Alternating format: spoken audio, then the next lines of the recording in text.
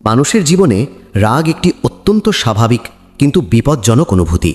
কখনো অপমান, কখনো অবহেলা, কখনো প্রত্যাশা পূরণ না হওয়া, এই সব কারণেই আমাদের মনে রাগের আগুন জ্বলে ওঠে। কিন্তু এই আগুন যদি নিয়ন্ত্রণ না করা যায় তাহলে তা ধ্বংস করে দিতে পারে আমাদের সম্পর্ক, মানসিক শান্তি এবং জীবনের সঠিক পথ। তাই রাগকে দমন করা নয়, বরং বুঝে নিয়ন্ত্রণ করা অত্যন্ত জরুরি।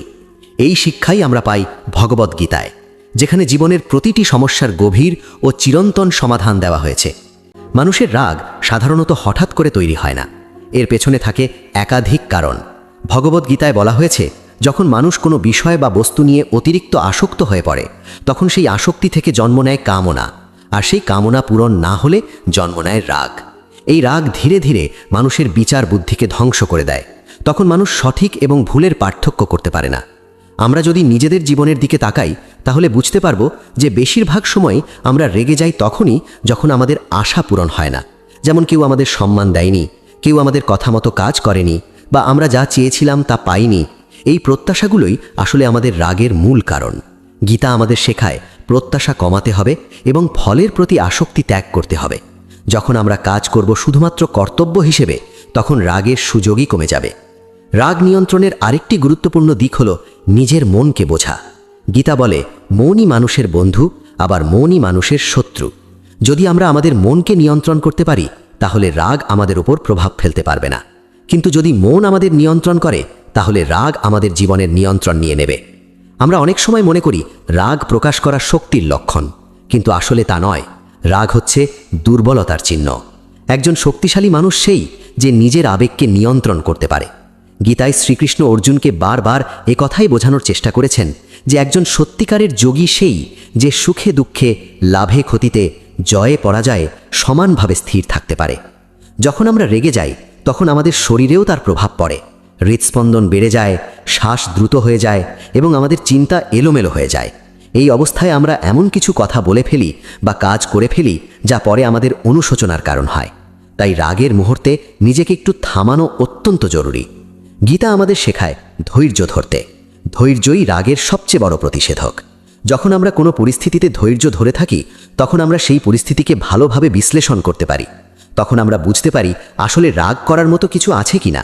বেশিরভাগ ক্ষেত্রেই আমরা বুঝতে পারি যে রাগ করা অপ্রয়োজনীয় ছিল। আরেকটি গুরুত্বপূর্ণ শিক্ষা হলো আত্মজ্ঞান। যখন আমরা নিজেদের প্রকৃত স্বরূপকে বুঝতে পারি তখন বাইরের ছোটখাটো ঘটনাগুলো আমাদের উপর এতটা প্রভাব ফেলতে পারে না। গীতা বলে, আমরা এই শরীর নই, আমরা আত্মা। এই আত্মা চিরন্তন, অক্ষয় এবং শান্ত। যখন আমরা এই সত্য উপলব্ধি করি তখন আমাদের ভিতরে এক ধরনের গভীর শান্তি তৈরি হয়, যা রাগকে দূরে সরিয়ে দেয়। অনেক সময় আমরা অন্যের দোষের জন্য রেগে যাই, কিন্তু গীতা আমাদের শেখায় প্রত্যেক মানুষই নিজের স্বভাব অনুযায়ী কাজ করে। কেউ যদি ভুল করে তাহলে সেটি তার অজ্ঞানতার ফল। আমরা যদি এই দৃষ্টিভঙ্গি নিয়ে দেখি তাহলে অন্যের প্রতি রাগ কমে যায় এবং সহানুভূতি বাড়ে। রাগ নিয়ন্ত্রণ করার জন্য নিজের চিন্তা ভাবনাকে পরিবর্তন করা খুবই গুরুত্বপূর্ণ। যখন আমরা কোনো নেতিবাচক চিন্তা করি তখন রাগ দ্রুত বৃদ্ধি পায়, কিন্তু যদি আমরা সেই চিন্তাকে ইতিবাচকভাবে দেখতে পারি তাহলে রাগ কমে যায়। যেমন কেউ আমাদের কষ্ট দিলে আমরা ভাবতে পারি হয়তো সে নিজেও কোনো কষ্টের মধ্যে আছে। এইভাবে চিন্তা করলে আমাদের মন শান্ত থাকে। ধ্যান এবং প্রার্থনাও রাগ নিয়ন্ত্রণের একটি শক্তিশালী উপায়। গীতায় ধ্যানের গুরুত্ব বারবার বলা হয়েছে। যখন আমরা নিয়মিত ধ্যান করি তখন আমাদের মন ধীরে ধীরে শান্ত হয়ে আসে। আমরা আমাদের আবেগকে ভালোভাবে বুঝতে পারি এবং নিয়ন্ত্রণ করতে পারি। জীবনের সব কিছু আমাদের নিয়ন্ত্রণে নেই, এই সত্যটা মেনে নেওয়াও খুব গুরুত্বপূর্ণ। অনেক সময় আমরা এমন বিষয় নিয়ে রেগে যাই যা আমাদের নিয়ন্ত্রণের বাইরে। গীতা আমাদের শেখায়, যা আমাদের হাতে নেই তা নিয়ে চিন্তা না করে যা আমাদের হাতে আছে সেটির ওপর মনোযোগ দিতে হবে। রাগ নিয়ন্ত্রণ মানে রাগকে সম্পূর্ণভাবে দূর করা নয়, বরং এটি হলো রাগকে সঠিকভাবে পরিচালনা করা। কখনো কখনো রাগ প্রয়োজনীয় হতে পারে যদি তা ন্যায়ের পক্ষে ব্যবহার করা হয়, কিন্তু সেই রাগ যেন আমাদের নিয়ন্ত্রণের বাইরে না যায় সেটাই মূল বিষয়। আমাদের জীবনের সম্পর্কগুলো খুবই মূল্যবান, কিন্তু রাগের কারণে এই সম্পর্কগুলো নষ্ট হয়ে যায়। গীতা আমাদের শেখায় ভালোবাসা এবং ক্ষমার গুরুত্ব। যখন আমরা কাউকে ক্ষমা করতে শিখি তখন আমাদের মন হালকা হয় এবং রাগ দূরে সরে যায়। একটি শান্ত মনই প্রকৃত শক্তি। এই শক্তি অর্জন করা সহজ নয়, কিন্তু অসম্ভবও নয়। গীতার শিক্ষা অনুসরণ করলে আমরা ধীরে ধীরে এই শক্তি অর্জন করতে পারি। আমাদের প্রতিদিন একটু একটু করে চেষ্টা করতে হবে নিজেকে বোঝার, নিজের আবেগকে নিয়ন্ত্রণ করার এবং জীবনের প্রতি সঠিক দৃষ্টিভঙ্গি করে তোলার। এইভাবে আমরা দেখতে পাই যে রাগ কোনো শত্রু নয়, বরং এটি একটি সংকেত। এটি আমাদের বলে দেয় যে আমাদের ভিতরে কোথাও কিছু অসামঞ্জস্য আছে। যদি আমরা সেই সংকেতকে বুঝতে পারি এবং সঠিকভাবে প্রতিক্রিয়া জানাতে পারি, তাহলে রাগ আমাদের জীবনে ইতিবাচক পরিবর্তন আনতে পারে। রাগ মানুষের মনের এক অদ্ভুত প্রবাহ, যা কখনো শান্ত নদীর মতো ধীরে ধীরে বয়ে যায়, আবার কখনো প্রবল স্রোতের মতো সব কিছু ভাসিয়ে নিয়ে যায়। আমরা যদি গভীরভাবে লক্ষ্য করি, তাহলে বুঝতে পারব যে রাগের মুহূর্তে আমরা আসলে নিজেদের নিয়ন্ত্রণ হারিয়ে ফেলি। এই নিয়ন্ত্রণ হারানোই আমাদের জীবনের সবচেয়ে বড় ক্ষতির কারণ হয়ে দাঁড়ায়। ভগবদ্গীতা এই জায়গাতেই আমাদের সবচেয়ে বড় শিক্ষা দেয়। নিজেকে নিয়ন্ত্রণ করতে শেখো, কারণ নিজের ওপর জয়লাভই প্রকৃত বিজয়। গীতায় বলা হয়েছে, যখন মানুষের ইন্দ্রিয়গুলো নিয়ন্ত্রণের বাইরে চলে যায়, তখন মন অস্থির হয়ে ওঠে। এই অস্থির মনই রাগের জন্ম দেয়। আমরা অনেক সময় বাইরের পরিস্থিতিকে দোষ দিই, কিন্তু আসলে সমস্যা বাইরের নয়, সমস্যা আমাদের ভেতরের। যদি আমাদের মন স্থির থাকে, তাহলে বাইরের কোনো ঘটনাই আমাদের বিচলিত করতে পারবে না। একটি সহজ উদাহরণ দিয়ে বোঝা যাক। ধরো কেউ তোমাকে অপমান করলো। সেই মুহূর্তে তোমার সামনে দুটি পথ আছে। একটি হলো সঙ্গে সঙ্গে রেগে গিয়ে প্রতিক্রিয়া জানানো, আরেকটি হলো একটু থেমে ভাবা, আসলে এই কথাগুলো কি সত্যিই এত গুরুত্বপূর্ণ? যদি তুমি দ্বিতীয় পথটি বেছে নাও, তাহলে দেখবে তোমার রাগ অনেকটাই কমে গেছে। এই থেমে যাওয়ার ক্ষমতাই আসলে মন নিয়ন্ত্রণের প্রথম ধাপ। গীতা আমাদের শেখায়, প্রতিক্রিয়া নয়, প্রতিফলন জরুরি। আমরা সাধারণত যা করি তা হলো কোনো ঘটনা ঘটলেই সঙ্গে সঙ্গে প্রতিক্রিয়া দেখাই। কিন্তু যদি আমরা একটু সময় নিয়ে সেই ঘটনাটি নিয়ে চিন্তা করি, তাহলে আমরা আরও ভালো সিদ্ধান্ত নিতে পারি। এই ছোট্ট পরিবর্তন আমাদের জীবনে বড় পরিবর্তন আনতে পারে।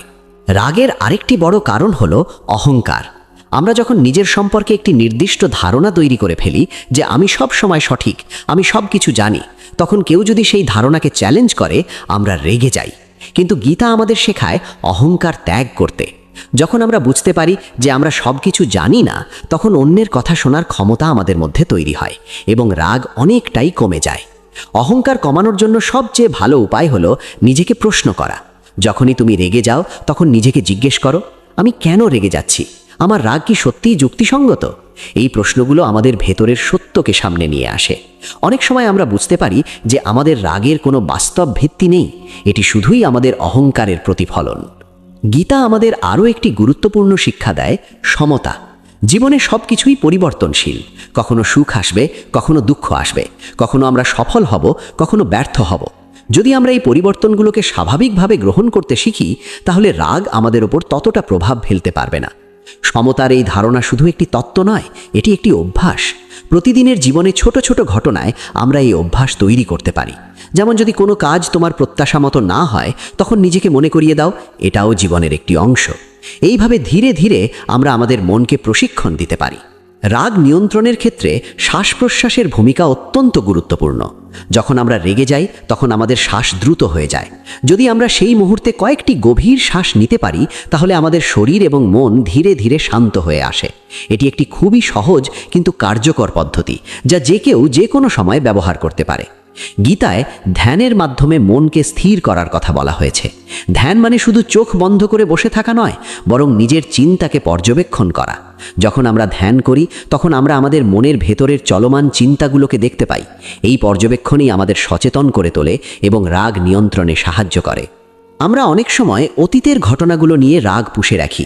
কেউ আমাদের কষ্ট দিয়েছে, কেউ আমাদের সঙ্গে অন্যায় করেছে, এই সব স্মৃতি আমাদের মনে বারবার ফিরে আসে এবং আমাদের রাগকে বাড়িয়ে দেয়। কিন্তু গীতা আমাদের শেখায় অতীতকে ছেড়ে দিতে। অতীত পরিবর্তন করা যায় না, কিন্তু বর্তমানকে পরিবর্তন করা যায়।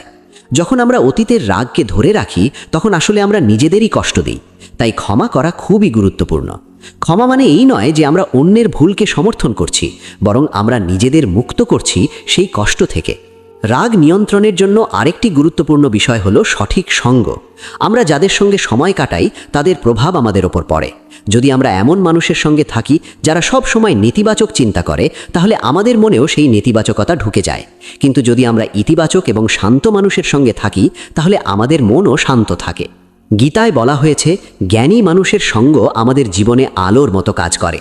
তারা আমাদের সঠিক পথ দেখায় এবং আমাদের ভুলগুলো বুঝতে সাহায্য করে। তাই আমাদের উচিত এমন মানুষের সঙ্গে সময় কাটানো যারা আমাদের উন্নতির দিকে নিয়ে যায়।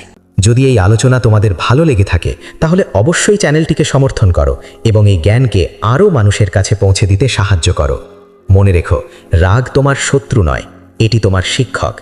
এটিকে বুঝতে শেখো, এটিকে নিয়ন্ত্রণ করতে শেখো, আর দেখবে তোমার জীবন ধীরে ধীরে বদলে যাচ্ছে।